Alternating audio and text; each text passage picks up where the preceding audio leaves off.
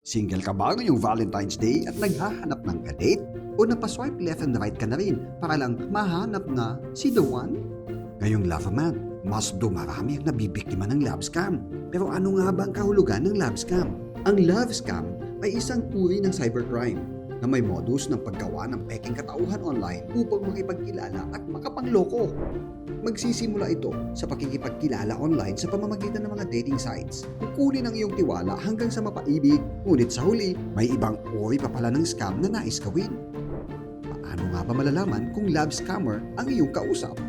Kung sobrang perfect ng mga picture o ang tinatawag na too good to be true, nako, baka love scammer na yan. Walang mga social media accounts. Ayaw makipag-video call o makipagkita. At higit sa lahat, nanghihingi ng pera. Love scam na yan! Iba't ibang uri rin ang estilo online na may iba-ibang kwento upang mapaniwala ang nais mapaibig ng mga love scammer. Ayon sa Cybercrime Investigation and Coordinating Center o CICC, mas dumarami ang bilang ng mga nabibiktima ng love scam tuwing Pebrero dahil sa panahon ng Valentine's Day.